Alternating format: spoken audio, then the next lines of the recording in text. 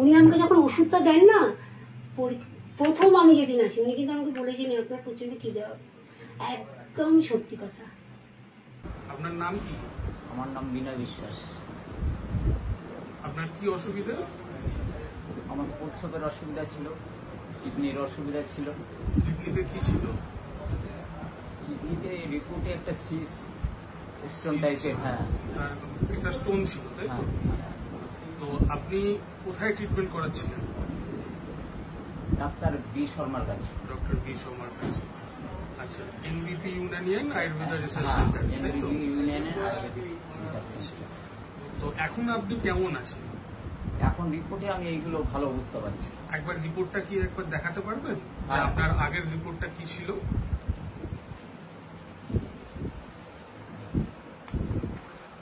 এক এক করে দেখান।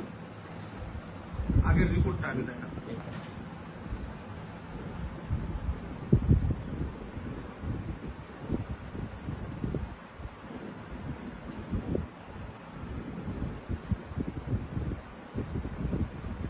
আর এখন যে রিপোর্টটা করেছেন, লাস্ট যে রিপোর্টটা করলেন সেটা একবার দেখান।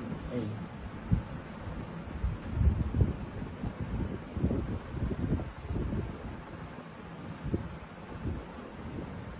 তাহলে রিপোর্টে আপনি একদমই সুস্থ আছেন, তাই তো? হ্যাঁ, যে রোগীর জন্য এসেছিলেন, কিডনির যে সমস্যাটা, সেখান থেকে আপনি সুস্থ আছেন, তাই তো? আপনার নাম? আমার নাম বিনয় বিশ্বাস। বাড়ি? বাড়ি বারাসাত। স্যার আপনার নাম? আমার নাম বাবুলাল মন্ডল, আপনি কোথা থেকে এসেছেন? গড়িয়া থেকে।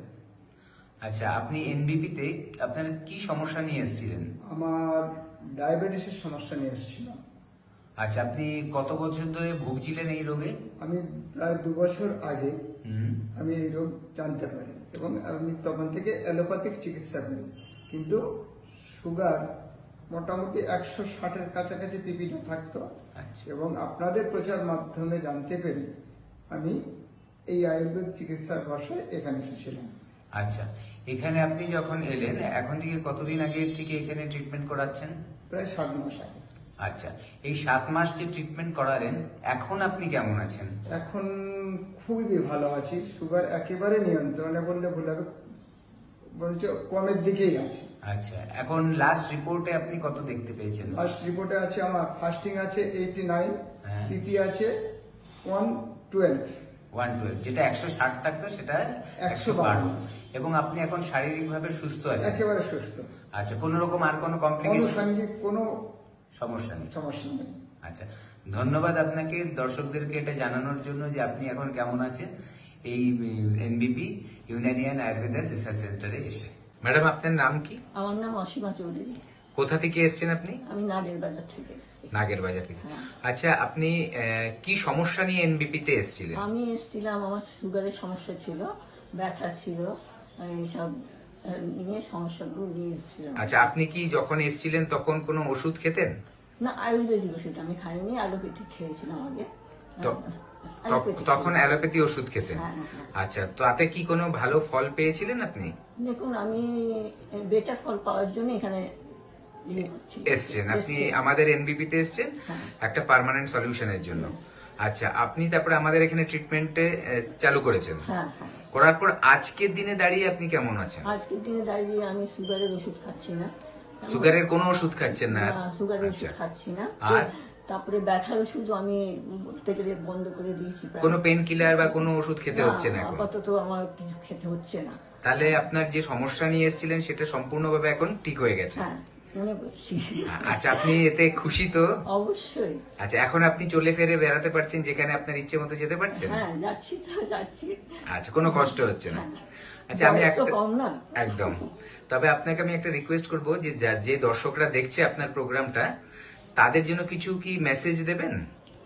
শুনুন, আমার দিক থেকে আমি বলবো যে আমি তো ফুললি স্যাটিসফাইড। এখন আপনারা যদি আপনারা নিজেদের বেটার কিছু মানে আশা করেন, তাহলে অবশ্যই আপনার একবার এনবিপি ভিজিট করুন। থ্যাংক ইউ ম্যাডাম, আপনাকে অশেষ ধন্যবাদ। নমস্কার স্যার, আপনার নাম? বিপ্লব মন্ডল। আচ্ছা, আপনি কোত্থেকে এসেছেন? বসিরহাট থেকে। বসিরহাট থেকে। আপনি কি সমস্যা নিয়ে এনবিপি তে এসেছিলেন? কিডনি সমস্যা, কিডনিতে পাথর। কিডনিতে পাথর। আচ্ছা, কিডনিতে পাথর হয়েছে, এর এখানে আসার আগে কি কোনো চিকিৎসা করেছিলেন? চিকিৎসা করেছিলাম। আচ্ছা, তাতে রেজাল্ট রেজাল্ট পাইনি, মানে একই ছিল। একই ছিল। আর কিডনিতে পাথর থাকাকালীন কি সমস্যা হতো আপনার? ব্যথা, ব্যথা হতো, খুব ব্যথা হতো।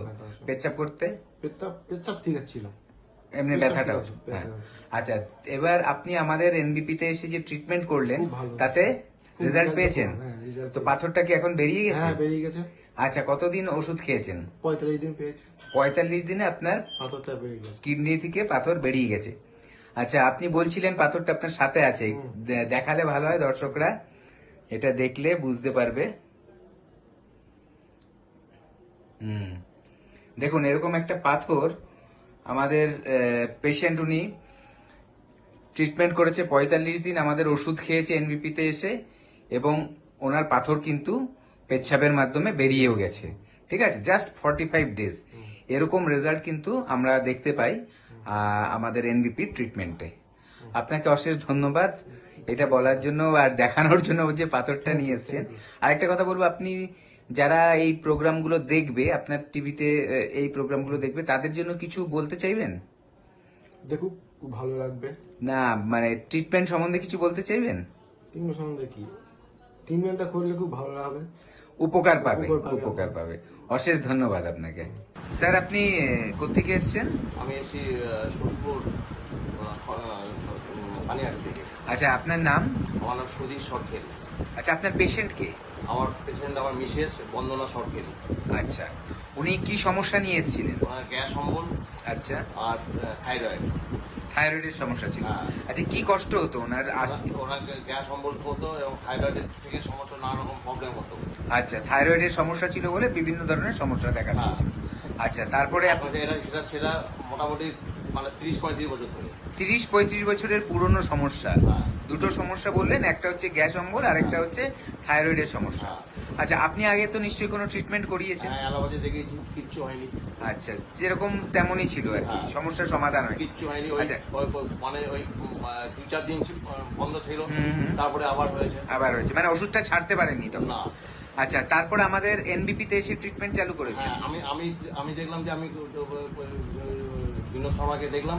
আচ্ছা, শর্মাকে দেখলাম যে আমি ডিসিশন নিলাম যে আমি আয়ুর্বেদিকে আসবো। আচ্ছা, বেশ। আচ্ছা, তারপর এখানে ট্রিটমেন্ট করার পর আজকের দিনে উনি কেমন আছেন? আজকের দিনে উনি ভালো আছেন। আচ্ছা, এখন কষ্টগুলো? এখন কষ্ট করলে মোটামুটি সেরকম আপাতত নেই। গ্যাস অম্বল সব ঠিক হয়ে গেছে? ঠিক আছে, আজকে ওটার জন্য একটু গ্যাসটার জন্য ট্যাবলেট খাচ্ছে। হ্যাঁ, কিন্তু আগের থেকে? আর আগে তো ভালো আছে। আচ্ছা, আর যেটা থাইরয়েডের সমস্যাটা ছিল সেটা আপাতত ভালো আছে। বাহ।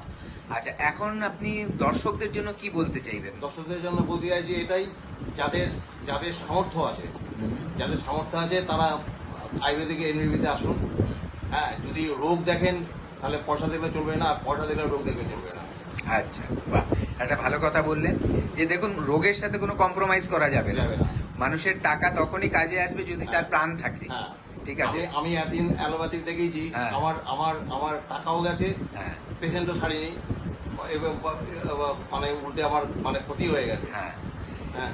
আচ্ছা, আপনি এখন স্যাটিসফাইড তো আপনার মিসেসকে দেখিয়ে? হ্যাঁ, satisfied. Okay, thank you sir, আপনাকে অনেক ধন্যবাদ। Okay, thank you. ওকে। হ্যাঁ, নমস্কার দাদা, আপনার নামটা একটু বলবেন? আমার নাম হচ্ছে শেখ তৈয়বুর রহমান। কোথা থেকে এসেছেন আপনি? আমি মেছেদা শান্তিপুর থেকে এসেছি। আর কতদিন আগে ডক্টর বি শর্মার কাছে এসেছিলেন এবং কি সমস্যার জন্য এসেছিলেন? আমি 2022 সালের 28শে ডিসেম্বর আমি এসেছিলাম। আচ্ছা, কি সমস্যার জন্য আমার এসেছিলেন? সুগার রোগের জন্য। বর্তমানে কেমন আছেন আপনি সুগারে? আমি ওনার কাছে 2022 সালে দেখিয়ে 23-24 সালের আমার আগস্ট মাসে আমার সুগার কমপ্লিট হয়ে গেছে, ভালো হয়ে গেছে। মানে সম্পূর্ণ ভালো হয়ে গেছেন, আর আপনার সুগারের জন্য মেডিসিন খেতে হচ্ছে না? না, আমি আর কোনো মেডিসিন খাই না। আমি আচ্ছা, ডাক্তার শর্মাকে দেখিয়ে, বি শর্মাকে দেখিয়ে আমি ভালো হয়েছি। এবং আপনার পরিবারের অন্যান্যরাও কি তাদের সমস্যার জন্য ডক্টর বি শর্মার কাছে আসেন? হ্যাঁ, আমার ফ্যামিলিকে, আমার স্ত্রীকে আমি দেখাচ্ছি। তারও শারীরিক অনেক রকম আছে, অসুবিধা আছে, সেইগুলোকেও দেখাচ্ছি, সেগুলোও সুস্থ হচ্ছে। বেশ। আর অন্যান্য যারা ভিউয়ার্সরা বা যারা আপনার কথা শুনছেন তাদের জন্য আপনার কি বক্তব্য থাকবে? আমার বক্তব্য থাকবে মোটামুটি সারা পশ্চিমবঙ্গে বা সারা ইন্ডিয়া যত রুগী এই চ্যানেল দেখেন, বি শর্মার অনুষ্ঠান দেখেন, এই বি শর্মা ডাক্তারবাবুকে দেখাবেন, এবং সবাই সুস্থ হবেন, যে এরকমই রোগ হোক না, মাথা পায়ের চুল থেকে মাথার নখ পর্যন্ত সমস্ত রকমের রোগ বিনা অপারেশনে ভালো হবেন। ধন্যবাদ দাদা। নমস্কার ম্যাডাম, আপনার নাম কি? কবিতা মিশ্রা। আচ্ছা, আপনার বয়স কত? 42। আচ্ছা, আপনি আমাদের কোন চেম্বারে দেখাচ্ছেন? শিলিগুড়ি চেম্বারে। আচ্ছা, আপনি কি রোগের জন্য দেখাচ্ছেন? আমার হাঁটুতে প্রবলেম ছিল, জয়েন্টে খুবই মানে এত প্রবলেম ছিল, ওঠা বসা সব আমার সে বন্ধ হয়ে গেছিল। আচ্ছা, কতদিন ধরে আপনি এখানে চিকিৎসা করাচ্ছেন? এখানে 3 মাস হয়েছে। 3 মাস ধরে আমি খুবই ভালো, খুবই সুস্থ। আমি এখন বলতে গেলে হাঁটছি না, দৌড়াচ্ছি, এমন আমার পায়ের অবস্থা খুবই ভালো। মানে বলতে আসছে না, কি বলবো আমি এত ভালো আমার। আচ্ছা, আপনি অনেক খুশি হয়েছে এখানে চিকিৎসা করে? অনেক খুশি, অনেক। আমি তো সবাইকে বলবো যে এসে একবার দেখে নিন যাদের অসুবিধা আছে এখানে। ঠিক আছে, থ্যাংক ইউ ম্যাডাম। ওকে। নমস্কার ম্যাডাম, আপনার পেশেন্টের নাম কি? সুরেশ দাস। আপনি এনবিপি সরকার কোন চেম্বারে দেখাচ্ছেন? আমি শিলিগুড়ি চেম্বারে দেখাচ্ছি। আচ্ছা, আপনার পেশেন্টের কিসের রোগ ছিল? আমার পেশেন্টের নানা রকম রোগ আছে, যেরকম হার্টের রোগ, হাইড্রোসেলের রোগ, তারপরে পায়ের ব্যথা। আচ্ছা, বিভিন্ন রকমের রোগ আছে। আচ্ছা, আপনি কতদিন ধরে এখানে চিকিৎসা করাচ্ছেন? এখানে 5 থেকে 6 মাস দেখাচ্ছি। আচ্ছা, চিকিৎসা করাবার পর, ওষুধ খাওয়ার পর এখন আপনার পেশেন্ট কেমন আছে? এখন অনেকটা ভালো আছে, অনেকটাই ভালো আছে। মানে আপনি স্যাটিসফাই আছেন? হ্যাঁ, অনেকই খুশি আছেন আপনি এখানে দেখার পর? খুশি আছি। ঠিক আছে, থ্যাংক ইউ। ম্যাডাম, আপনার নাম কি? রিনা দে। আপনি কোথা থেকে এসেছেন? গড়িয়া। গড়িয়া। আচ্ছা, আপনি এনবিপি তে কি সমস্যা নিয়ে এসেছিলেন? এই হাত পা ফেটা চুলকাতো, হ্যাঁ, আর ফেটে যেত, সেই জন্য এসেছিলাম। ডাক্তারবাবু এসে বলছে তোমার সোরাইসিস হয়েছে। সোরাইসিস হয়েছে। আচ্ছা, কতদিন ধরে এটা নিয়ে ভুগছিলেন? এই 7-8 মাস। 7-8 মাস। নমস্কার, আপনারা দেখছেন NVP Unani and Ayurveda research সেন্টারের একটি বিশেষ লাইভ ফোন ইন অনুষ্ঠান। এই সেই অনুষ্ঠান যার জন্য কিন্তু আপনারা অপেক্ষা করে থাকেন, কারণ আপনারা জানেন এই সেই অনুষ্ঠান যার মাধ্যমে আপনারা ফোন করেই কিন্তু চটজলদি পেয়ে যেতে পারেন আপনাদের হতে থাকা কিছু দীর্ঘকালীন অথবা কিছু এমন সমস্যার সমাধান যার জন্য আপনারা হন্যে হয়ে ঘুরছিলেন, বুঝতেই পারছিলেন না কিভাবে সারবে সেই অসুবিধা।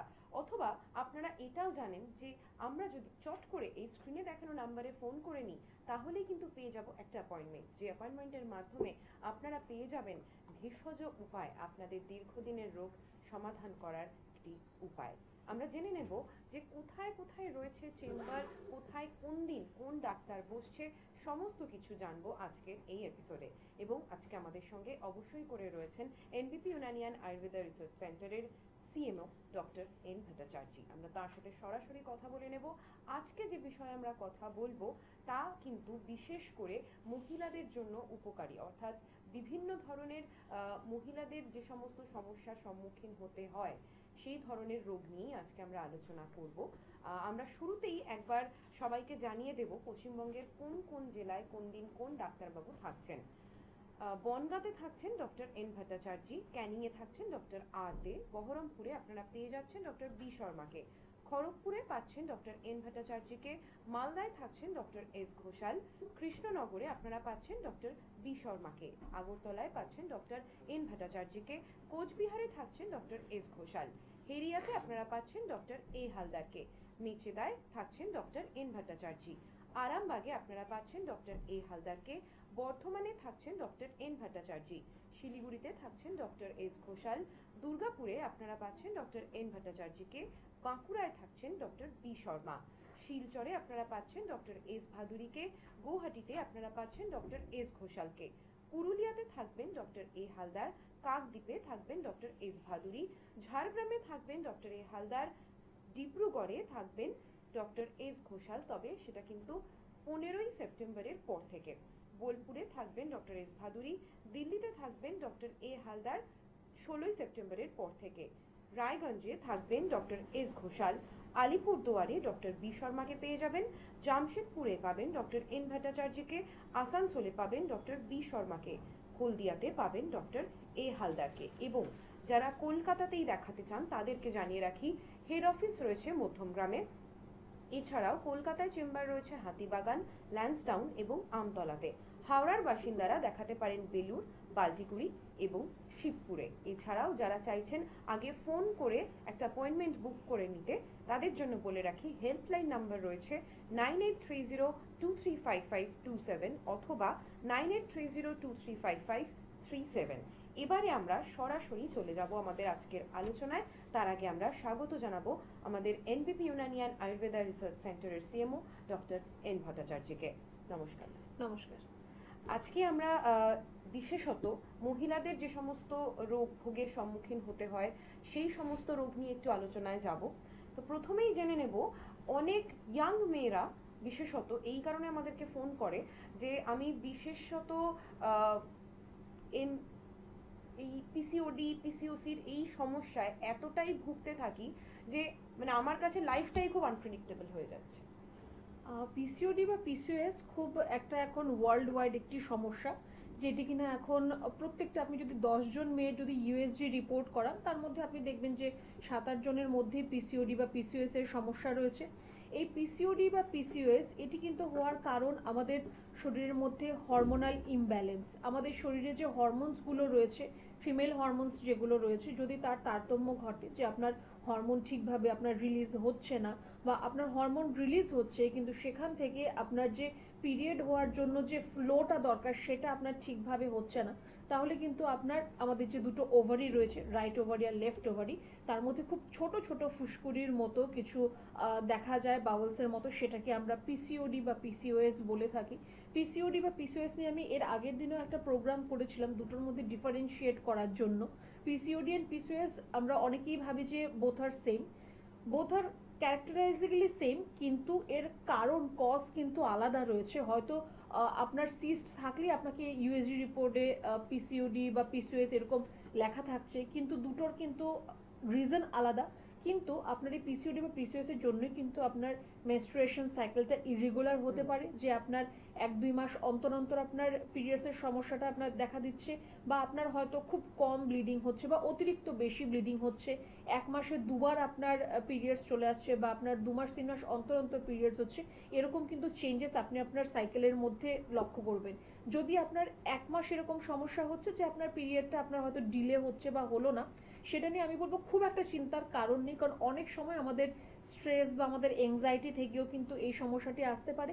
তো যদি আপনার 1 মাস এরকম প্রবলেম হচ্ছে, খুব বেশি ঘাবড়ানোর প্রয়োজন নেই। কিন্তু যদি আপনি দেখছেন যে ব্যাক টু ব্যাক 2 মাস 3 মাস আপনার সেম প্রবলেমটা হচ্ছে বা বারে বারে এই প্রবলেমটা আপনার ঘুরে ঘুরে আসছে, তাহলে কিন্তু একটু আপনাকে কনসার্ন হওয়ার প্রয়োজন রয়েছে। কিছু সামান্য ব্লাড টেস্ট করাতে হবে আপনাকে, হরমোন প্রোফাইল টেস্ট আর একটা ইউএসজি রিপোর্ট, যার থেকে আপনি জানতে পারবেন যে আপনার ওভারি বা ইউটেরাস তার মধ্যে কোনো সমস্যা আসছে কিনা। অনেকের ক্ষেত্রেই দেখা যায় যে খুব কম বয়সেই তাদের পিরিয়ড স্টার্ট হয়ে যায়, তো তাদের ক্ষেত্রে কি এই পিসিওএস বা পিসিওডি সম্ভাবনা বেশি? এরকম কি কোনো সম্ভাবনা হতে পারে? এরকম কোনো সম্ভাবনা নেই যে আপনার যদি কম বয়সে আপনার পিরিয়ডসটা শুরু হয় তাহলে আপনার পিসিওডি বা পিসিওএস হবে, কারণ পিসিওডি বা পিসিওএস আমি একটাই কারণ বললাম যে আপনার হরমোনাল ইমব্যালেন্স, আরেকটা হচ্ছে আপনার লাইফস্টাইল। আপনার লাইফস্টাইলের মধ্যে যদি আপনি খুব বেশি প্যাকেট জাতীয় খাবার যেগুলো রয়েছে, ডায়েরি প্রোডাক্ট, এগুলো বেশি ইনটেক করেন, বা বাইরের খাবার বেশি আপনি ইনটেক করছেন, আপনার বডি ওয়েট গ্রাজুয়ালি আপনার বেড়ে যাচ্ছে, আপনি কোনো ফিজিক্যাল অ্যাক্টিভিটির মধ্যে নেই, কোনো এক্সারসাইজ আপনি করছেন না, তাহলে আপনার পিসিওডি পিসিওএস এর সমস্যা আসতে পারে। যদি খুব কম বয়সে আপনার পিরিয়ড, এখন অনেক বাচ্চাদের ক্ষেত্রে আমরা দেখি যে 10 বছরই পিরিয়ড শুরু হয়ে যাচ্ছে, আগে হয়তো সেটা দেখা যেত যে 14, 15, 16 গিয়ে শুরু হচ্ছে, এখন 10 বছরের বাচ্চারও কিন্তু পিরিয়ডস চলে আসছে। This is due to our environmental change. আমাদের এখন পরিবেশ যেরকম ভাবে চেঞ্জ হচ্ছে, খাবারের মধ্যে ভেজাল রয়েছে, অ্যাডোলসেন্স রয়েছে, বা এখনকার বাচ্চারা শুধু স্কুল, ছোট বাচ্চাদেরই এখন টিউশন থাকে, তো খেলাধুলা সেরকম ভাবে হয় না, তাদের নিউট্রিশনের অভাব রয়েছে, তাদের বডিলি গ্রোথের অভাব রয়েছে, সেখান থেকে কিন্তু এই যে প্রবলেমসগুলো, এটাকে আমরা প্রবলেমই বলবো, কারণ সবকটা জিনিস সঠিক সময়ে হওয়াটাই বাঞ্ছনীয়। যদি আপনার আগে বা পরে হয় সেটা কখনো আপনার জন্য ভালো হবে না। তো এই পিরিয়ড সাইকেলটা যে আপনার আগে শুরু হয়ে যাচ্ছে, দেখবেন এখন অনেকেরই দেখা যাচ্ছে মেনোপজ খুব তাড়াতাড়ি হয়ে যাচ্ছে। আফটার 35-40 আমরা প্রচুর পেশেন্ট পাই যে 36-37 গিয়েই মেনোপজ হয়ে যাচ্ছে, মানে পিরিয়ডসটা বন্ধ হয়ে যাচ্ছে। আগে যেটা আরামসে আপনার 45-50 অবধি চলতো, সেটা কিন্তু এখন আফটার 35 যথেষ্ট ডিস্টার্বিং। আর সেখানে কিন্তু আপনার অনেক হরমোনের লেভেল, আপনার এএমএইচ এর লেভেল যদি আপনার কমে যায়, প্রোল্যাকটিন কমে যায়, তাহলে কিন্তু আপনার পিরিয়ডসটা বন্ধ হয়ে যেতে পারে, যেটাকে আমরা মেনোপজ বলে থাকি। যেরকম আগে শুরু হয়ে যাচ্ছে তেমনি কিন্তু এখন আগে বন্ধ হয়ে যাচ্ছে, তো সেটাও একটি সমস্যা কিন্তু অবশ্যই প্রত্যেকের জন্য। আচ্ছা, যে সমস্ত মহিলারা পিসিওডি এবং পিসিওএস এ ভুগছেন, তাদের প্রেগন্যান্সির ক্ষেত্রে কি ধরনের প্রিকশন নেওয়া উচিত? পিসিওডি বা পিসিওএস এর সমস্যা যদি আপনার থাকে, যদি সেটা আপনার ডিটেক্ট হয়ে যায়, যখন ডিটেক্ট হচ্ছে আমি বলবো তখন থেকেই তার ট্রিটমেন্ট শুরু করুন। অনেকের ক্ষেত্রে অনেকেই অবহেলা করে বা হয়তো লজ্জায় সেটা বলতে চায় না, বা অনেকের অ্যাওয়ারনেস সেরকম ভাবে নেই, যার জন্য সেটা নিয়ে আলোচনা করেন না বা জানান না কাউকে। তো সেখান থেকে কিন্তু একটা ভবিষ্যতে গিয়ে কিন্তু আপনার একটা ইনফার্টিলিটির সমস্যা আসতে পারে। ইনফার্টিলিটি মানে বন্ধ্যাত্ব যেটাকে বলা হয়, যে আপনার হয়তো বেবি কনসিভ করতে আপনার প্রবলেম হচ্ছে, বা কনসিভ করলেও আপনার মিসক্যারেজের একটা প্রবলেম দেখা দিচ্ছে। তো পিসিওডি বা পিসিওএস যদি অনেক দিন আপনার আনট্রিটেড অবস্থায় থাকে, সেখান থেকে কিন্তু আপনার একটা ইনফার্টিলিটির একটা কিন্তু সমস্যা সৃষ্টি হতে পারে। আচ্ছা, অনেকেই আমাদেরকে এই সমস্যা নিয়েও ফোন করেন যে তাদের লেট প্রেগনেন্সি হয়েছে, তো সেক্ষেত্রে তারা অনেক রকমের ভয় পান যে আমি আমার বাচ্চাকে এবার কি করে, মানে এর পরের মানে পোস্টপার্টাম সিচুয়েশনে আমার কি কি হতে পারে এবং আমার বাচ্চার কি কি হতে পারে। হ্যাঁ, লেট প্রেগন্যান্সিও একটি সমস্যা, কিন্তু এখন অনেকেই Working mothersদের হ্যাঁ, ক্ষেত্রে বিশেষ তো এখন অনেকেই আমরা প্রচুর এরকম দেখি যে একটু লেট প্রেগন্যান্সি এখন হচ্ছে। দেখুন, ভয়ের কোনো কারণ নেই তার মধ্যে। এই যে অনেকে বলে যে সময় বেরিয়ে গেলে বিয়ে করে লাভ নেই, বা তখন বেবি কনসিভ করতে বলে। আপনার যদি লাইফস্টাইলটা ঠিক থাকে, আপনার যদি ফুড হ্যাবিট আপনার ঠিক থাকে, আপনি যদি আপনার নিজেকে নিয়ে সচেতন হন, আপনি যদি নিজেকে একটু সুন্দরভাবে গুছিয়ে রাখতে পারেন, লেট প্রেগনেন্সি সেরকম কোনো কঠিন বা ক্রিটিক্যাল কিছুই না। কারণ আমরা অনেককেই দেখে থাকি যে একটু হয়তো কোনো কারণবশত একটু লেট প্রেগনেন্সি আছে, কিন্তু সেখানে আপনাকে নিজেকে প্রিপেয়ার রাখতে হবে যে আপনার, সেটা সবাই আমরা বুঝতে পারি যত আমাদের এজ হবে আমাদের প্রত্যেকটা অর্গান বা আমাদের যে হাড়গুলো রয়েছে এগুলো আস্তে আস্তে তার ক্ষমতা কমতে থাকে, তার ফাংশন আস্তে আস্তে কমতে থাকে। তো যেটা আপনার 30 বা আপনার 28 ইয়ার্সে যতটা আপনি কাজ করতে পারবেন, সেটা হয়তো আপনি 35-36-এ গিয়ে ততটা ভালো আপনার কাজ হবে না। কিন্তু ভয়ের কোনো কারণ নেই, বা এটা নিয়ে ঘাবড়ানোর কোনো প্রয়োজন নেই। আপনাকে প্রপার গাইডলাইন্সের প্রয়োজন রয়েছে, অ্যাডভাইসের প্রয়োজন রয়েছে। যারা আপনারা একটুখানি লেট প্রেগনেন্সি আপনাদের বা আপনারা প্ল্যানিং করছেন, আগে আপনি গাইডলাইনটা ফলো করুন, অ্যাডভাইস নিন, কোনো ভালো ডক্টর থেকে অ্যাডভাইস নিন যে আপনি কিভাবে কি করলে আপনার আফটার প্রেগনেন্সি বা ডিউরিং প্রেগনেন্সি কোনো ধরনের কোনো সমস্যা আসবে না, আপনার বা আপনার বেবির ক্ষেত্রে সেটা হার্মফুল হবে না, সেটা একটু কনসালটেশনের প্রয়োজন রয়েছে। আমরা আবারও আলোচনায় আসবো, কিন্তু তার আগে দেখে নেব টেলিফোনে আমাদের সঙ্গে কে রয়েছেন। নমস্কার। হ্যাঁ নমস্কার। হ্যাঁ বলুন, কি সমস্যা রয়েছে আপনার? হ্যাঁ আমার সমস্যা হচ্ছে মানে পার ডে খাওয়ার পরে আমার পেট ব্যথা করে। সবসময় খাবার পরই পেট ব্যথা করে? না, এই দুপুরবেলা ভাতটা খাওয়ার পরে পেট ব্যথা করে দেখি। আচ্ছা আচ্ছা, দুপুরে যে আপনি খাওয়া দাওয়া করেন, খুব বেশি মানে পেট ভরে খাওয়া দাওয়া করেন, বা এমন হয় যে অনেকক্ষণ খালি পেটে আছেন তারপর হঠাৎ করে আপনি প্রচুর খাওয়া দাওয়া করে নিচ্ছেন, এরকম হচ্ছে কি? হ্যাঁ, খালি পেটে বেশিক্ষণ থেকে যাই। তো খালি পেটে যদি আপনি অনেকক্ষণ থাকেন, তারপর আপনি যখনই খাবেন, তখন এটা আমাদের একটা অভ্যেস বলতে পারেন প্রত্যেকের ক্ষেত্রেই, যে অনেকক্ষণ আপনি খালি পেটে আছেন, তারপর আপনি যখন খাচ্ছেন তখন আপনি খুব তাড়াতাড়ি আপনি খাবার খাচ্ছেন, বা অনেকটা, একটা চোখের খিদে আমরা বলি, তো সেই অনেকটা আপনার খাওয়া হয়ে যাচ্ছে, সেটা কিন্তু আপনার জন্য ক্ষতিকারক হবে। খালি পেটে একদমই থাকবেন না, আপনি বারে বারে খান, অল্প অল্প করে খান। এই যে আপনি হঠাৎ করে অনেকক্ষণ খালি পেট থাকার পর অনেকটা খাবার আপনার পেটে যাচ্ছে, তার জন্য একটা আপনার প্রেশার ক্রিয়েট হবে, সেখান থেকে আপনার একটা অ্যাবডোমিনাল পেইন শুরু হবে, পেটে ব্যথা, বা হয়তো ভবিষ্যতে গিয়ে আপনি দেখবেন যে আপনার তার থেকে আপনার গ্যাস্ট্রাইটিসের সমস্যা বা আপনার অ্যাসিডিটির সমস্যা এগুলো আপনার মধ্যে চলে আসছে। তো খালি পেটে থাকবেন না, আপনি বারে বারে খান, অল্প অল্প করে খান। আর দুপুরে আর রাতে খাবার খাওয়ার পর আপনি ঈষদুষ্ণ গরম জল, তার মধ্যে সামান্য একটু বিট নুন দিয়ে অবশ্যই খাবেন। অবশ্যই করে ফলো করবেন ম্যাডাম যেগুলো বললেন, এবং বারে বারে কিন্তু আমাদের এই সমস্ত ধরনের ফোন আসতে থাকে, যদিও আজকে আমরা এই বিষয়ে আলোচনা করছি না, কিন্তু তাও বলে রাখি যেহেতু ফোনটা এলো, যে এই ধরনের ফোন আসতে থাকে, এবং এই ধরনের সমস্যার জন্য কিন্তু সমস্ত সমাধানটা এইভাবে টেলিভিশনের মাধ্যমে দেওয়া সম্ভব নয়। তার জন্য অবশ্যই করে আপনাকে আসতে হবে NPP Unani and Ayurveda research সেন্টারের আপনার বাড়ির কাছে যে কোনো চেম্বারে। আরেকজন রয়েছে আমাদের সঙ্গে এই মুহূর্তে। নমস্কার, কে বলছেন? নমস্কার, খড়গপুর থেকে। বলুন দিদি ভাই, কি সমস্যা রয়েছে? আমার সমস্যাটা হলো আমার মেয়ে খেতে চায় না, 4 বছরের মেয়ে, কিন্তু কিছু খেতে চায় না, জোর করে কিছু খেতে চায় না, শুধু এটাই সমস্যা, তাই তো? হ্যাঁ।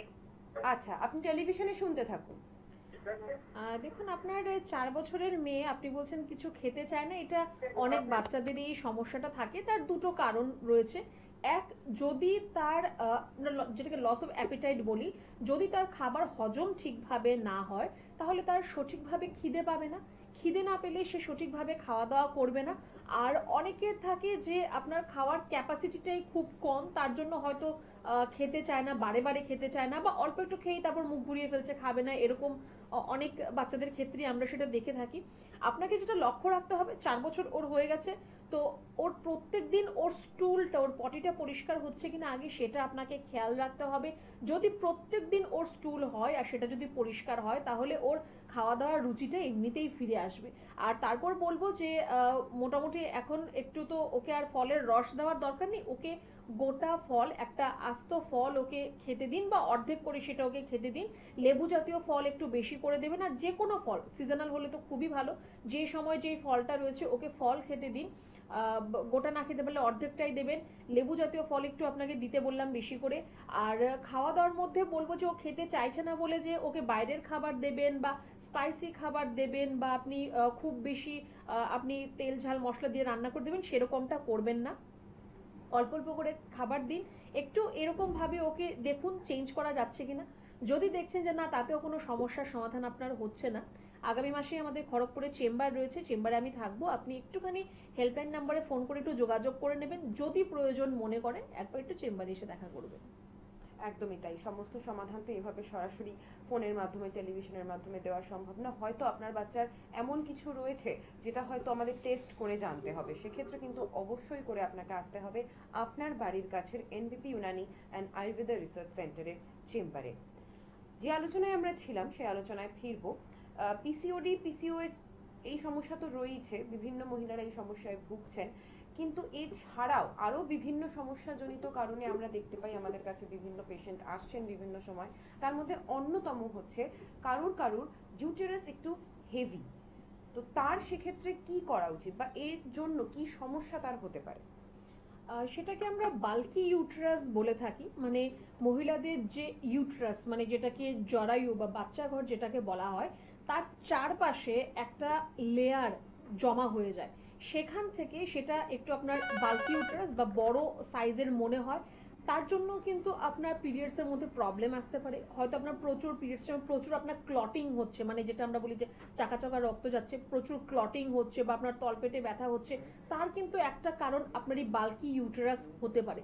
এই যে সাইডের যে লেয়ারগুলো জমছে সেটা কিন্তু আপনার ওই যে চাকা চাকা রক্তগুলো যেগুলো ওই ব্লাডেরই কিন্তু একটা লেয়ার আপনার ইউটেরাসের বাইরের দিকে জমা হচ্ছে। ইউটেরাস একটা আমাদের এরকম কাপের মতো একটা অর্গান রয়েছে, যার মধ্যে বাচ্চাটা যখন ফার্টিলাইজ হয় তখন বাচ্চাটা সেখানে বড় হয়, তো তার চারপাশে ব্লাডের একটা লেয়ার জমতে থাকে, সেটাই কিন্তু আপনার পিরিয়ডস এর সময় হয়তো ভেঙে টুকরো টুকরো হয়ে আপনার পিরিয়ডস এর সময় ক্লটিং হিসাবে বেরোচ্ছে। তো বাল্কি ইউটেরাসও একটি খুব বড় সমস্যা, বাল্কি ইউটেরাস থাকলেও কিন্তু আপনার পিরিয়ডস এর মধ্যে একটু প্রবলেমস আসতে পারে। আচ্ছা, আমরা আলোচনায় ফিরবো, তার আগে দেখে নেব সঙ্গে কে রয়েছেন। নমস্কার। হ্যাঁ নমস্কার, আমি কবির সেন বলছি। হ্যাঁ বলুন। বাগনান থেকে। বাগনান থেকে, আচ্ছা বলুন কি সমস্যা রয়েছে? বলছি আমার স্ত্রীর পিরিয়ডটা যে হয় প্রচুর পরিমাণে শরীর খারাপ হয়, পেট ব্যথা হয়, ঠিক আছে, মানে এতটাই শরীর খারাপ হয় যে সে আর মানে মনে হয় না হসপিটালে ভর্তি করতে হবে, এরকম ব্যাপার। তো কিছু উপায় থাকলে ওই যন্ত্রণাটা একটু যদি কমানো যেত তাহলে একটু রিলিফ পেতাম। আর এই সমস্যাটা ওনার কতদিনের? হ্যাঁ হয়ে গেছে, 1-1.5 বছর হচ্ছে। তো 1.5 বছরের মধ্যে কোনো চিকিৎসা করিয়েছেন বা কোনো পরীক্ষা কিছু না না করিয়েছেন? না না না। তো তাহলে আপনি মানে কি করতে চাইছেন? আপনি 1.5 বছরের মধ্যে কোনো পরীক্ষা করাননি, কোনো উপায় আমি কি করে বলবো? আগে তো তার কারণটা জানতে হবে না। দেখুন ব্যথাটা তো কোনো বড় ব্যাপার নয়, আপনি হসপিটালে গেলে আপনাকে ব্যথার ইনজেকশন দেবে, ওনার ব্যথা কমে যাবে, বা আপনি যদি দোকানে যান আপনি ব্যথার ওষুধ খাওয়াবেন ওনাকে, ওনার ব্যথা কমে যাবে, কিন্তু এটা তো সলিউশন হলো না, প্রত্যেক মাসে তো ঘুরে ঘুরে এই সমস্যাটা হবে। তো এরকম ভাবে ফেলে রাখলে তো হবে না। আপনি যখন নিস্তার চাইছেন, আগে আমি আপনাকে বলবো যে আগে ওনার একটা পরীক্ষা করান, একটা ইউএসজি রিপোর্ট করুন, আল্ট্রাসাউন্ড রিপোর্ট করুন, আর তাহলে আপনি বুঝতে পারবেন না, জানতে পারবেন না ওনার কোথায় সমস্যাটা রয়েছে। সমস্যা না জানলে আপনি ব্যথার ওষুধ খাইয়ে কোনো লাভ হবে না, ঠিক আছে? তো আগে আপনি একটা ইউএসজি রিপোর্ট করান, ওনার পেটের ছবি করান একটা, তাহলে ওনার ইউটেরাস বা ওভারি বা সার্ভিক্স কোথায় সমস্যা রয়েছে সেটা আমরা দেখতে পাবো। যদি তার মধ্যে কোনো সমস্যা না থাকে তখন আমরা কিছু হরমোনাল প্রোফাইল টেস্ট থাকবে, তার মধ্যে আমরা যাব। আপনি বাগনান থেকে ফোন করেছেন, মেচেদায় আমাদের চেম্বার রয়েছে, আগামীকালই মেচেদায় চেম্বার আছে, সেখানে আমি থাকবো। যদি আপনি মনে করেন যে না একটু ওনাকে এখন ট্রিটমেন্টের প্রয়োজন রয়েছে, অবশ্যই ওনাকে সাথে করে নিয়ে আসবেন। আর নয়তো আপনি রিপোর্টসগুলো করে তারপর আপনি হেল্পলাইন নাম্বারে ফোন করে যোগাযোগ করে অ্যাপয়েন্টমেন্ট বুক করে তারপর আপনি দেখা করবেন। ঠিক আছে, থ্যাংক ইউ ম্যাডাম। এটা কিন্তু একটা খুব সমস্যার বিষয় যে অনেকেই ভাবে যে ব্যথা তো হতেই থাকে আমাদের, তার জন্য আমাদের আলাদা করে ডাক্তার দেখানোর প্রয়োজন নেই। কখন প্রয়োজনটা আছে বলে আপনি সাজেস্ট করবেন? দেখুন, এটা না আমরা অনেকেই ছোটবেলা থেকে আমরা এটাই শুনেছি বা দেখেছি, আমি প্রত্যেকটা পেশেন্টকেও দেখি, হ্যাঁ পিরিয়ডস হয়েছে ব্যথা তো হবে, এরকম কোনো কথা নেই। প্রত্যেকেরই যে ব্যথা হয় এমন কিন্তু কোনো ব্যাপার নেই, বা প্রত্যেকেরই যে প্রবলেম হয় এমন কিন্তু কোনো ব্যাপার নেই। প্রবলেমটা হো আপনার মাসেল ক্র্যাম্প, দেখুন কিছু একটু একটু আপনার মাসেল ক্র্যাম্প সেটা খুব স্বাভাবিক, যে একটু আপনার হাতে পায়ে একটু ব্যথা হচ্ছে বা আপনার একটু কোমরের সামান্য ব্যথা, কিন্তু যাদের অতিরিক্ত পেইন হয়, তলপেটে ব্যথা হয়, অনেকের ক্ষেত্রে আমি দেখেছি যে ভমিটিং অবধি হয়ে যাচ্ছে বা প্রচন্ড জ্বর চলে আসছে, মাথা ব্যথা হচ্ছে, তো সেটা আপনাকে বুঝতে হবে যে আপনার বডি এরকম ভাবে রিয়্যাক্ট কেন করছে। কারণ যাই আপনার বডিতে হচ্ছে সব ভেতরেরই আপনার জিনিস, বাইরে থেকে তো কেউ কিছু ইনজেক্ট করে কিছু করছে না, তো আপনার বডি রিয়্যাক্ট কেন করছে সেটা আপনাকে বুঝতে হবে। কারণটা কি তার, ডিসমেনোরিয়া, অ্যামেনোরিয়া, অনেকগুলো প্রকারভেদ রয়েছে পিরিয়ডস এর মধ্যে, তো আপনার কোন সমস্যাটা রয়েছে সেটা বুঝতে হবে, তার ট্রিটমেন্ট করতে হবে, তবেই আপনার এই সমস্যাটা হবে না। অনেকের অনেক মিথ রয়েছে এগুলো নিয়ে, যে আপনার পিরিয়ডস হয়েছে ব্যথা হবে একটা সময় পরে গিয়ে ঠিক হয়ে যাবে, না এরকম হয় না, এটা একদমই হয় না, এটা সম্পূর্ণ ভুল মিথ। তো আপনার যদি কোনো এরকম খুব সিভিয়ার আপনি দেখছেন যে আপনার ব্যথা হচ্ছে, মেডিসিন খেয়ে আপনার কমছে না, বা আপনি ইনজেকশন নিয়ে আপনার কমছে না, বা প্রত্যেক মাসে মাসে আপনার হচ্ছে, একটু আমি বলবো যে একটু ডক্টরের সাথে কনসাল্ট করুন। এইটা নিয়ে কোনো ভয় বা দুশ্চিন্তা বা লজ্জা কোনোটাই নেই, কারণ এইটা আপনি মাথায় রাখবেন, এটা কিন্তু একটি সমস্যা যেটা কিনা আস্তে আস্তে আপনাকে একদম ভেতর থেকে খেয়ে ফেলবে, নষ্ট হয়ে যাবে আপনার সবকিছু। তো তার আগেই একটু যোগাযোগ করবেন ডক্টরের সাথে, যে কোনো ভালো ডক্টরের সাথে আপনি একটু ভালো পরামর্শ নিন, অনেক সমস্যার সমাধান দেখবেন আপনার এমনি বেরিয়ে গেছে। আচ্ছা, ইউটেরিয়ান ফাইব্রয়েড এই একটা সমস্যা যেটা দেখা যাচ্ছে ইদানিং, বা আগেও হয়তো ছিল কিন্তু ইদানিং লোকে এটা নিয়ে অন্তত কথা বলছে, তো এটা কি এবং কেন হয় এবং কিভাবে তার থেকে মুক্তি পাওয়া যায়? ইউটেরিয়ান ফাইব্রয়েড মানে আমাদের যে ইউটেরাস রয়েছে, মানে যেটা আমাদের বাচ্চাকে আমি একটু আগেই বললাম, সেখানে আপনার একটা বড় টিউমারের মতো দেখা দেবে।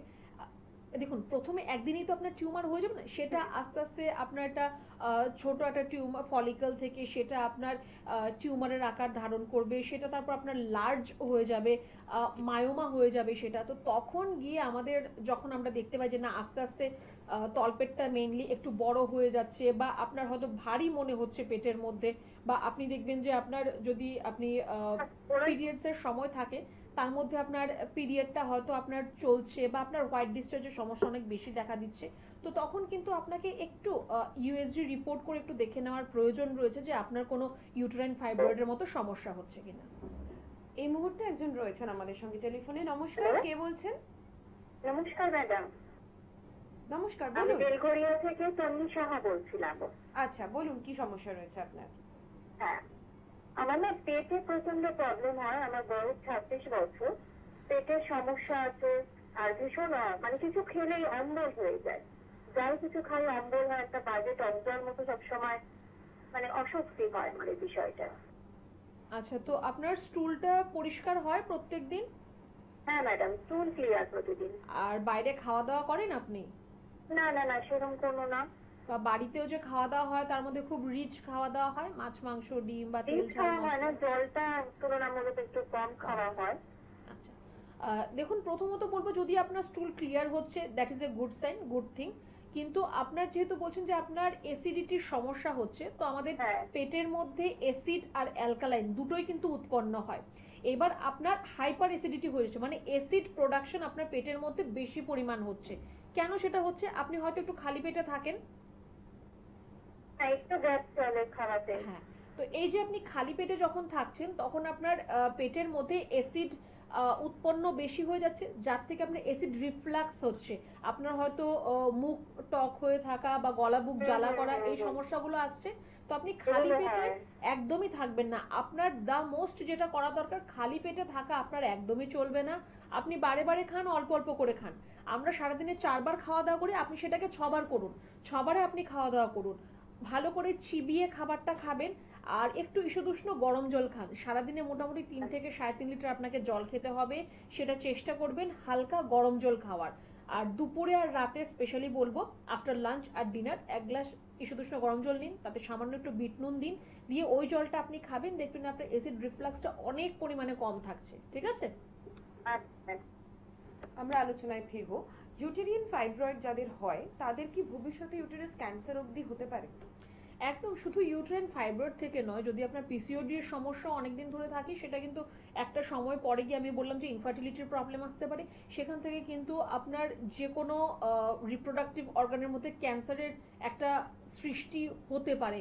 একটা ফার্স্ট স্টেজ কিন্তু ক্যান্সারের, আপনার যদি কোনো ধরনের কোনো সিস্ট, টিউমার, মায়োমা যদি আপনি এমনিতেই আনট্রিটেড অবস্থায় রেখে দিচ্ছেন বা সঠিকভাবে আপনার তার ট্রিটমেন্টটা হচ্ছে না, সেটা কিন্তু পরবর্তী সময় গিয়ে আপনার ইউটেরাইন ক্যান্সার বা আপনার সার্ভাইকাল ক্যান্সার বা ওভারিয়ান ক্যান্সার, আপনার কিন্তু এই সমস্যাগুলো কিন্তু আসতে পারে। এখন আমরা প্রচুর পরিমাণে দেখতে পাচ্ছি যে ক্যান্সারের প্রবলেম এখন প্রচুর মানে ভাস্টলি দেখা যাচ্ছে। এক ব্রেস্ট ক্যান্সার ফিমেলদের ক্ষেত্রে প্রচুর পরিমাণে আমরা এই কেসেসগুলো পাই, বা স্কিন ক্যান্সারের সমস্যা এখন দেখা যায়, তারপরেই কিন্তু আমরা ইউটেরাইন ক্যান্সার বা সার্ভাইকাল ক্যান্সারের মতো সমস্যা আমরা দেখতে পাই।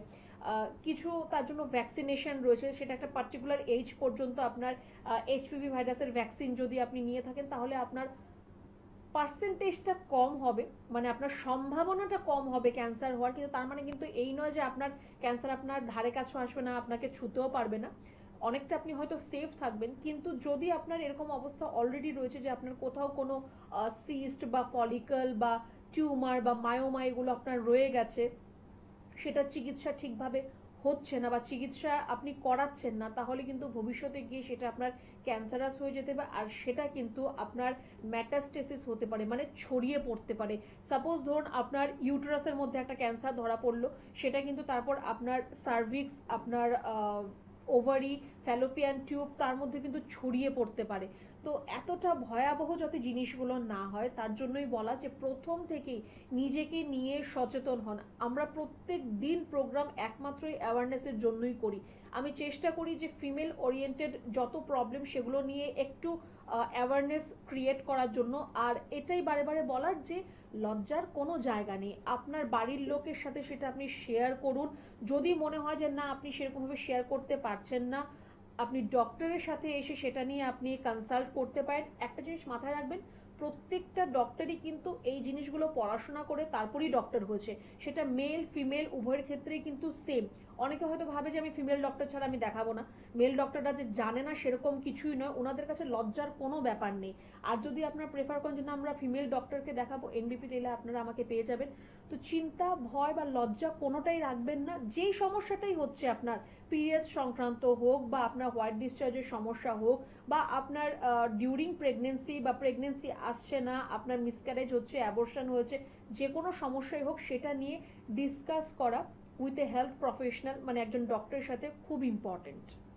আচ্ছা, অনেক সময় দেখা যায় আনপ্ল্যান্ড প্রেগনেন্সি যাদের ক্ষেত্রে হয়, তাদেরকে অ্যাবর্শন তারা হয়তো করতে কোনো কারণে তারা বাধ্য হচ্ছে। তো সেক্ষেত্রে কি যখন তারা অ্যাকচুয়ালি প্ল্যানিংটা করছে, তার মধ্যে একটা বিশেষ গ্যাপ কিছু রাখতে হয়? গ্যাপ তো অবশ্যই রাখতে হবে, কারণ দেখুন আপনার যখন প্রেগনেন্সি যখন আপনার মধ্যে চলে আসছে, তার মধ্যে কিন্তু আপনার প্রত্যেকটা রিপ্রোডাক্টিভ অর্গান, আপনার starting from ovary, Fallopian tube, আপনার ইউটেরাস, আপনার সার্ভিক্স, প্রত্যেকটা জিনিস কিন্তু ইনভলভ হয়ে যাচ্ছে। এই যে আমাদের পিরিয়ডসটা যে 1 মাস পরে পরে হয়, কেন? কারণ একবার একটা ডিম্বাণু, আপনার ডিম্বাশয় থেকে ডিম্বাণু নিঃসৃত হচ্ছে, কখনো আপনার রাইট থেকে হচ্ছে, কখনো আপনার লেফট থেকে হচ্ছে। কেন? কারণ ওকে আবার তৈরি হতে হচ্ছে নেক্সট মান্থের জন্য। তো প্রত্যেকটা জিনিসকে আপনার আবার তৈরি হতে সময় লাগবে। আপনার যদি কোনো কারণে মিসক্যারেজ হয়ে গিয়ে থাকে বা অ্যাবর্শন করতে হতে পারে আপনাকে, তারপর কিন্তু আপনাকে অ্যাটলিস্ট 6 মান্থ আপনাকে গ্যাপিং দিতে হবে। ওই সময়টায় কিন্তু আপনার ওই জায়গাটাকে আগে তৈরি করতে হবে। আপনি যদি আপনার বাচ্চার ঘরটাকে সঠিকভাবে তৈরি না করতে পারেন, সে তো সেখানে এসে থাকতে পারবে না, আবার সেটা কিন্তু আপনার তখন নষ্ট হয়ে যাবে। তো তার জন্য 6 মান্থ আপনাকে একটুখানি ওই জায়গাটাকে রিপেয়ার হওয়ার জন্য সময় দিতে হবে। আর প্রত্যেকটা জিনিস, আমি বারে বারে একটা কথা বলবো, প্ল্যান করে করুন, তাহলে আপনার ভবিষ্যতে এটা নিয়ে চিন্তা করতে হবে না, বা কোনো ধরনের আপনাকে কোনো প্রবলেম বা কোনো কিছুর সম্মুখীন হতে হবে না। আচ্ছা, একটু আগে কথায় কথায় হোয়াইট ডিসচার্জের কথা যে আপনি বললেন, তো প্রথমে জানতে চাইবো কেন হয়। অনেকে এটা বোঝেই না যে কেন হচ্ছে, তারা কেউ কেউ ভয় পেয়ে যায়, কেউ কেউ লজ্জায় চুপ করে থাকে। তো এটা কি কোনো সংক্রামক কিছু হতে পারে? বেসিক্যালি দেখুন, সংক্রামক হতে পারে, কারণ এটা একটা ভাইরাল অ্যান্ড ব্যাকটেরিয়াল ইনফেকশন। আমাদের যে সার্ভিক্স যেটা রয়েছে, খুব ছোট একটা চ্যানেলের মতো এইটুকু জায়গা আমাদের সার্ভিক্সটা রয়েছে, তার মধ্যে আপনার ভাইরাল বা ব্যাকটেরিয়াল ইনফেকশন থেকে কিন্তু হোয়াইট ডিসচার্জ বা লিউকোরিয়া আমরা যেটাকে বলে থাকি, সেই সমস্যাটা কিন্তু আসে। যাদের ক্ষেত্রে, অনেকের ক্ষেত্রে দেখা যায় যে সার্ভাইকাল ক্যান্সার বা ইউট্রাইন ক্যান্সার বা ওভারিয়ান ক্যান্সার যাদের রয়েছে, ক্যান্সারাস যাদের সমস্যা রয়েছে, তাদের ক্ষেত্রে অনেক সময় দেখা যায় যে হোয়াইট ডিসচার্জ হয়তো রেগুলার হচ্ছে বা অল্প বিস্তর হচ্ছে। পিরিয়ডসের আপনার 4 days 5 days আগে বা পরে সামান্য একটু হোয়াইট ডিসচার্জ হতে পারে, দ্যাট ইজ অলসো নর্মাল। কিন্তু যাদের ক্ষেত্রে যে আপনি দেখছেন যে সারা মাস আপনার এই সমস্যাটা থাকছে, তার কালারের মধ্যে চেঞ্জেস আসছে, কখনো আপনি দেখবেন হোয়াইট বা কখনো সেটা ইয়েলোইশ কালার, কখনো অরেঞ্জ কালার, তো সেটা কিন্তু আপনার ইনফেকশনের উপর ডিপেন্ড করছে যে আপনার ইনফেকশনটা কতটা সিভিয়ার হচ্ছে। বা আপনার হয়তো একটু ইচিং ফিল হবে, বা আপনার একটু ইউরিন করার সময় জ্বালা যন্ত্রণা হবে। এই প্রবলেমসগুলো কিন্তু যদি আসে, তাহলে সেটা আপনার হোয়াইট ডিসচার্জের মতো সমস্যা হচ্ছে। আর যেটা যে এটা সংক্রামক কিনা, যেহেতু infection due to bacteria or virus, আমরা সেটা জানি যে এই ভাইরাল ইনফেকশন আমরা বলেই থাকি একজন থেকে আরেকজনের মধ্যে হয়। ব্যাকটেরিয়াল ইনফেকশন যদি আপনার ব্যবহারের জামা কাপড় কেউ ব্যবহার করছে, তাহলে তার হতে পারে। তো সেরকম ভাবে কিন্তু সংক্রামক এটি কিছু ক্ষেত্রে হতে পারে। এই মুহূর্তে আরেকজন রয়েছেন আমাদের সঙ্গে টেলিফোনে। নমস্কার। নমস্কার। হ্যাঁ বলুন, কি সমস্যা রয়েছে? হরিয়ার থেকে বলছিলাম। আচ্ছা বলুন, কি সমস্যা রয়েছে? সমস্যা হচ্ছে মানে প্রচুর পরিমাণে মুখে ব্রণ হচ্ছে, এই ব্রণগুলো ভালো হয়ে যাচ্ছে কিন্তু কালো স্পটটা থেকে যাচ্ছে। আচ্ছা, বয়স কত আপনার? 32। আচ্ছা, শুনতে থাকুন আপনি টেলিভিশনে। আচ্ছা দেখুন, আপনার যদি এরকম একনে পিম্পলসের মতো সমস্যা থাকছে, প্রথমত তো বলবো যে আপনি একদমই সেই জায়গায় হাত লাগাবেন না। আপনি যদি সেখানে নখ লাগান, যদি খোটাখুটি অনেকেরই করার একটা অভ্যাস থাকে, যদি আপনি হাত লাগান সেখানে, তাহলে কিন্তু সেখান থেকে আপনার স্পট হতে পারে। আপনার কিন্তু যদি স্পট চলে আসে, সেই স্পটটা হয়তো আপনার চলে যাবে, কিন্তু সেখানে আপনার মেলানিন প্রোডাকশনটা আপনার কিন্তু কম হয়ে যাবে। তখন দেখবেন যে আপনার স্কিন কালারটা আপনার ওই জায়গায় চেঞ্জ হয়ে যাচ্ছে। আগে আপনাকে দেখতে হবে যে আপনার এই একনে পিম্পলসগুলো কেন হচ্ছে, তারপর সেটা যাতে না হয়। আর যদি হয়ে যায়, তাহলে আপনি সেখানে কিন্তু একদমই আপনি হাত বা নখ এগুলো একদমই রাখবেন না। আপনার পোর্সগুলো যাতে ক্লিন থাকে, তার জন্য আপনি রেগুলার একটু বলবো যে আপনি জল দিয়ে মুখটা পরিষ্কার করুন। আর মেডিকেটেড আপনি ফেস ওয়াশ বা ক্রিম যেটাই ব্যবহার করবেন, সেটা মেডিকেটেড ব্যবহার করবেন। পিম্পলের কথা যখন এলোই, একনি প্রবলেমের কথা যখন এলোই, তো আমরা যেহেতু স্ত্রীরোগ নিয়ে আজকে আলোচনা করছি, তো এই সমস্ত সমস্যা থেকে বিশেষত যাদের পিসিওডি পিসিওএস আছে বা বিভিন্ন ধরনের হরমোনাল ডিজিজগুলো রয়েছে, তাদের একটু বেশি বোধহয় এই একনের প্রবলেমটা হয়, এবং সেটা তারা বিভিন্ন রকমের ক্রিম বা বাজারে যেগুলো আমরা খুব চটজলদি পেয়ে যাই কসমেটিক ইউজ করে কমানোর চেষ্টা করে। সেটা কি আদৌ ঠিক? একদমই নয়, কারণ আমি প্রথমেই বললাম যে এটি একটি হরমোনাল আমাদের প্রক্রিয়া রয়েছে। তো হরমোনের যদি আপনার চেঞ্জেস আপনার বডির মধ্যে হয়, তখন আপনার মধ্যে স্কিনের মধ্যে কিছু সমস্যা আপনার দেখা দেবে, বা এই যে গা হাত পা ব্যথা হওয়া, এগুলো সবকটাই হরমোনের জন্যই কিন্তু হচ্ছে। একদম ইনিশিয়াল যখন মেনার্কি টাইম থাকে, মানে যখন থেকে পিরিয়ডসটা শুরু হয় কোনো মেয়েদের, তখন কিন্তু প্রচুর পরিমাণে একনে পিম্পল অনেকের ক্ষেত্রেই দেখা দেয়। অনেকের আফটার সাম টাইম, মানে ধরুন আপনার যখন 25-26 ইয়ার্স হয়ে যাচ্ছে, তখনও হয়তো দেখা যায় যে পিরিয়ডস হওয়ার 5 দিন 6 দিন আগে একটা ছোট পিম্পল একটা চলে এলো। তো সেটাকে নিয়ে একদম চিন্তার কোনো কারণ নেই। কোনো ধরনের কোনো কিছু এখন পিম্পলের জন্য এরকম টেপ মতো রয়েছে, সেগুলো কিচ্ছু করার কোনো দরকার নেই। সেটা আপনার যখন পিরিয়ডসের শেষ হবে, আস্তে আস্তে সেটা কিন্তু ঠিক হয়ে যাবে। সেখানে কোনো ক্রিম লাগানো বা হাত লাগানো, সেটাকে তুলে দেওয়া, কিচ্ছু করার কোনো দরকার নেই। ওটাকে ওর মতো ছেড়ে দিন, ও ওর মতোই আবার ঠিক হয়ে যাবে। একদমই তাই। ঠিক এই জন্যই আজকে আমি ম্যাডামকে প্রশ্নটা করলাম, কারণ অনেক ইয়াং মেয়েরা, বিশেষত এই কলেজ গোয়িং যারা, বিশেষত তাদেরকেই আমি দেখেছি এটা করতে, বা ফোন করে করে আমাদেরকে এই সমস্যার কথা জানাতে যে এত পিম্পল হচ্ছে, কি করে সামলাবো। হতে পারে পিম্পলের অনেক রিজন, কিন্তু এই রিজনে যাদের পিম্পল হচ্ছে, তারা সেটাকে নিয়ে অবশ্যই করে কিন্তু ডাক্তারবাবু যেটা বললেন সেটাই মেনটেন করার চেষ্টা করো। নমস্কার, কে রয়েছেন আমাদের সঙ্গে? নমস্কার। হ্যাঁ বলুন, কোথা থেকে বলছেন? আমি টেরাতে বলছি। আচ্ছা, কি সমস্যা রয়েছে? মায়ের সুগার প্রেসার। হ্যাঁ, মায়ের সুগার প্রেসার, মানে কতদিন ধরে রয়েছে, তার জন্য কি সমস্যা হচ্ছে? কমছে না, এবার ইনসুলিন নিচ্ছি। তো সুগার এখন কত আছে সেটা কি আপনি জানেন? হ্যালো, ওমা সুগার কত? 153। সেটা কি খালি পেটে না খাবার পর? খেয়ে।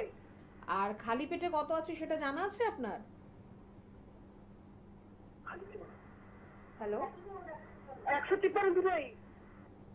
দেখুন দুটোই কখনো 153 হতে পারে না। যদি আপনার ভরা পেটে 153 হয় সেটা আপনার হয়তো খালি পেটে আপনার 110 120 এরকম হবে। তো আগে আপনাকে বলবো যে প্রপারলি আগে একটা ওনার সুগারের রিপোর্ট করান, খালি পেটে কতটা রয়েছে আর ভরা পেটে কতটা রয়েছে, আর সেই রিপোর্টটা নিয়ে আপনি আমাদের যে কোনো চেম্বার যেটা আপনার বাড়ির কাছাকাছি রয়েছে সেখানে এসে একবার দেখা করবেন, তাহলে গিয়ে আমরা ট্রিটমেন্ট করতে পারবো। শুধু ফোন করলে বা শুধুমাত্র আপনার কতটা কি সুগার রয়েছে তাহলে তো আমি সুগার ঠিক করতে পারবো না। যদি আপনি সুগারটা ঠিক করাতে চান আপনার মায়ের, তাহলে আপনি রিপোর্টসটা নিয়ে আমাদের যে চেম্বার আপনার বাড়ির কাছাকাছি সেখানে এসে দেখা করবেন। কি মেডিসিন এখন খাচ্ছে অবশ্যই সেটা সাথে নিয়ে আসবেন। ওনার সুগার প্রেশার দুটোই ঠিক হওয়ার সম্ভব রয়েছে, কিন্তু তার জন্য আপনাকে একটু ইনিশিয়েট নিয়ে আমাদের চেম্বারে আসতে হবে। একদমই তাই। সমস্ত সমাধান বারবার বলি যে এইভাবে টেলিভিশনের মাধ্যমে কিন্তু করা সম্ভব না। তার জন্য অবশ্যই করে আপনাকে আসতে হবে এনবিপি ইউনানি অ্যান্ড আয়ুর্বেদা রিসার্চ সেন্টারের আপনার বাড়ির কাছের চেম্বারে। আমি বলে দিই একবার কোথায় কোথায় চেম্বারগুলো রয়েছে। বনগাঁতে রয়েছে চেম্বার যেখানে আপনারা পেয়ে যাচ্ছেন ডক্টর এন ভট্টাচার্যকে। ক্যানিং এ রয়েছে চেম্বার যেখানে আপনারা পাচ্ছেন ডক্টর আর দেকে। এছাড়াও বহরমপুরে চেম্বার রয়েছে যেখানে আপনারা পেয়ে যাচ্ছেন ডক্টর বি শর্মাকে। খড়গপুরের চেম্বারে আপনারা পাচ্ছেন ডক্টর এন ভট্টাচার্যকে। মালদায় পাচ্ছেন ডক্টর এস ঘোষালকে। কৃষ্ণনগরে থাকছেন ডক্টর বি শর্মা। আগরতলায় থাকছেন ডক্টর এন ভট্টাচার্য। কোচবিহারে আপনারা পেয়ে যাচ্ছেন ডক্টর এস ঘোষালকে। হেরিয়াতে থাকছেন ডক্টর এ হালদার। মেচেদাতে আপনারা পাচ্ছেন ডক্টর এন ভট্টাচার্যকে। আরামবাগে থাকছেন ডক্টর এ হালদার। বর্ধমানে থাকছেন ডক্টর এন ভট্টাচার্য। শিলিগুড়িতে আপনারা পাচ্ছেন ডক্টর এস ঘোষালকে। দুর্গাপুরে থাকছেন ডক্টর এন ভট্টাচার্য। বাঁকুড়াতে আপনারা পাচ্ছেন ডক্টর বি শর্মাকে। শিলচরে আপনারা পাবেন ডক্টর এস ভাদুরীকে। গৌহাটিতে পাবেন ডক্টর এস ঘোষালকে। পুরুলিয়াতে থাকছেন ডক্টর এ হালদার। কাকদ্বীপে থাকছেন ডক্টর এস ভাদুরী। ঝাড়গ্রামে আপনারা পাচ্ছেন ডক্টর এ হালদারকে। ডিব্রুগড়ে থাকছেন ডক্টর এস ঘোষাল, তবে 15ই সেপ্টেম্বরের পর। বোলপুরে আপনারা পেয়ে যাচ্ছেন ডক্টর এস ভাদুরীকে। দিল্লিতে থাকছেন ডক্টর এ হালদার 16ই সেপ্টেম্বরের পর থেকে। রায়গঞ্জে আপনারা পাচ্ছেন ডক্টর এস ঘোষালকে। আলিপুরদুয়ারে থাকছেন ডক্টর বি শর্মা। জামশেদপুরে থাকছেন ডক্টর এন ভট্টাচার্য। আসানসোলে আপনারা পেয়ে যাবেন ডক্টর বি শর্মাকে। হলদিয়াতে পাবেন ডক্টর এ হালদারকে। কলকাতার বাসিন্দাদের জন্য বলে রাখি হাতিবাগান, ল্যান্সডাউন এবং আমতলাতেও রয়েছে এনবিপি ইউনানি অ্যান্ড আয়ুর্বেদা রিসার্চ সেন্টারের চেম্বার। মধ্যমগ্রামে রয়েছে হেড অফিস এবং হাওড়াতে বেলুর, বাল্টিকুড়ি এবং শিবপুরে থাকছে চেম্বার। আপনারা অবশ্যই করে হেল্পলাইন নাম্বার 9830235527 অথবা 9830235537 এই নাম্বারে যোগাযোগ করে এসে দেখিয়ে নেবেন এবং সমস্ত রিপোর্টগুলো করে নিয়ে আসবেন, যাতে ডাক্তারবাবুদের চিকিৎসা করতে আরেকটু সুবিধা হয়।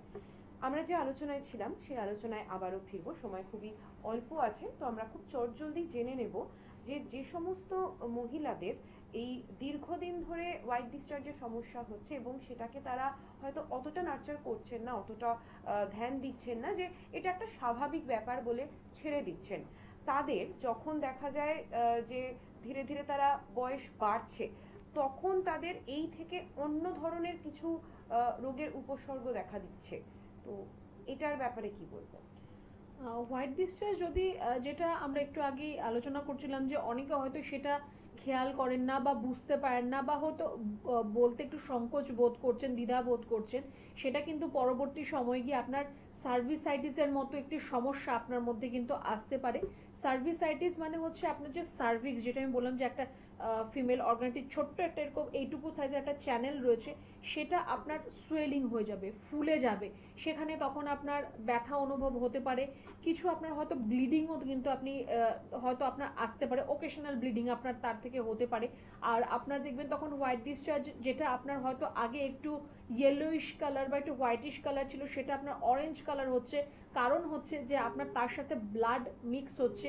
তো সার্ভিক্স যদি আপনার সোয়েলিং হয়ে যায় বা ফুলে যায়, আপনার একটা তলপেটের নিচের অংশে আপনার একটু ব্যথা আপনার অনুভব হবে, সেটা তো আপনার একটা কন্টিনিউ পেইন আপনার মধ্যে থেকেই যাবে।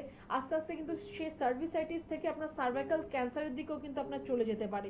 যেহেতু এটা একটা ইনফেকশন, তো ইনফেকশন অনেকদিন ধরে থাকতে থাকতে একটা থেকে আরেকটা গ্রোথ কিন্তু তার মধ্যে চলে আসবে। আর ক্যান্সারের যে সেলগুলো রয়েছে সেটা কিন্তু মাল্টিপ্লাই আকারে বাড়তে থাকে। আজকে যদি আপনার দুটো হচ্ছে, দুটো থেকে আপনার 4টে হবে, 4টে থেকে ডাইরেক্ট 16 হবে, 4টে থেকে কিন্তু আপনার 6টা বা 8টা হবে না, ডাইরেক্ট আপনার 4টে থেকে 16টা হবে, 16টা থেকে 32টা হয়ে যাবে। সেটা কিন্তু আপনার মাল্টিপ্লাই আকারে বাড়তে থাকে। যার জন্যই আমরা বলি যে আপনার ক্যান্সার যদি আপনার তৎক্ষণাৎ ধরা পড়ছে, যে কোনো ক্যান্সারের ক্ষেত্রে সেটা আমি বলবো, কারণ ক্যান্সারের সেল প্রত্যেকটা ক্ষেত্রে এরকম ভাবে বাড়তে থাকে। যখনই আপনার ডিটেক্ট হচ্ছে তখন থেকে সঠিকভাবে সঠিক জায়গায় চিকিৎসাটা শুরু করবেন, নয়তো সেটা থেকে কিন্তু আপনার ম্যাটাস্টেসিস মানে ছড়িয়ে পড়তে পারে, একটা অর্গান থেকে আরেকটা অর্গান নষ্ট হবে, আস্তে আস্তে সম্পূর্ণ আপনার জায়গাটাই কিন্তু একদম নষ্ট করে দেবে। তো তার জন্য আপনার যদি সামান্য হোয়াইট ডিসচার্জের মতো প্রবলেম আপনি দেখতে পাচ্ছেন, তারও ট্রিটমেন্টটা একদম প্রথম দিন থেকেই শুরু করবেন। আচ্ছা, অনেক প্রেগনেন্ট মহিলারা যারা আগে কোনোদিন হয়তো এই সমস্যার সম্মুখীন হয়নি, কিন্তু আফটার প্রেগনেন্সি তাদের কি এই সমস্যা হতে পারে? হ্যাঁ, হতে পারে, কারণ আপনার যখন প্রেগনেন্সি যখন আপনার চলে আসে তখনও কিন্তু আপনার বডিতে অনেক ধরনের চেঞ্জেস হয়। আফটার প্রেগনেন্সি আপনার বডিতে অনেক ধরনের চেঞ্জেস হয়, তো তখন আপনার অল্প বিস্তর এই প্রবলেমসগুলো আপনার হতে পারে। আপনার পিরিয়ডসটা হয়তো সঠিক সময়ে যখন শুরু হওয়ার কথা শুরু হচ্ছে না, বা একটু আপনার তারতম্য ঘটছে, একটু হোয়াইট ডিসচার্জের প্রবলেম হচ্ছে, তখন অবশ্যই আপনি আপনার গাইনাকের সাথে সেটা নিয়ে আপনি ডিসকাস করবেন। একটু আপনার আফটার প্রেগনেন্সি একটু আপনার ঠিকঠাকভাবে একটু কিন্তু আপনার বাউন্ডেশনের মধ্যে থাকতে হবে, একটু অ্যাডভাইসের মধ্যে থাকতে হবে, কারণ তখন আপনার বডিতে আপনার ফিজিক্যালি মেন্টালি দু ধরনের চেঞ্জেসই কিন্তু আপনার চলে আসবে। যেহেতু প্রত্যেকটা জিনিসই হরমোনের খেলা, হরমোনটা কিন্তু আমাদের ব্রেন থেকেই আসে। ব্রেন আমাদের মেইন স্থান, যেখান থেকে প্রত্যেকটা হরমোন রিলিজ হচ্ছে, আর প্রত্যেকটা হরমোন সেখান থেকে একটা কন্ডাক্ট আসছে যে কিভাবে কি কাজটা করতে হবে। তার জন্য আপনার ডক্টরের সাথে, আপনার গাইনাকের সাথে সেরকমভাবেই কিন্তু আপনি একটু রেগুলার যোগাযোগের মধ্যে থাকবেন, অ্যাডভাইসটা সঠিকভাবে ফলো করবেন। আচ্ছা, অনেকের শরীরে দেখা যায় প্রোল্যাক্টিনের মাত্রা একটু বেশি রয়েছে, মানে বিফোর প্রেগনেন্সি, তাদের কি সমস্যা হতে পারে? প্রোল্যাক্টিন যদি বেশি থাকে, আপনার যদি প্রেগনেন্সি চলেও আসে, সেখানে একটা মিসক্যারেজ হওয়ার একটা সম্ভাবনা থাকে। এটা আমরা এরকম অনেক কেস দেখেছি যে প্রোল্যাক্টিন বেশি রয়েছে ধরে প্রেগনেন্সি আসছে না, বা চলে এলেও মিসক্যারেজ হয়ে যাচ্ছে। ইনফ্যাক্ট 5 or 6 মান্থে গিয়েও কিন্তু মিসক্যারেজ হয়ে যাচ্ছে। তো তার জন্য যেহেতু আপনার হরমোনাল ইমব্যালেন্স রয়েছে আপনার শরীরের মধ্যে, তার জন্য সেই হরমোনটাকে আপনার ঠিক জায়গায় নিয়ে আসতে হবে। তারপর আপনি প্ল্যান করুন আপনার প্রেগনেন্সি, তখন দেখবেন ঠিকঠাকভাবেই সবটা হচ্ছে।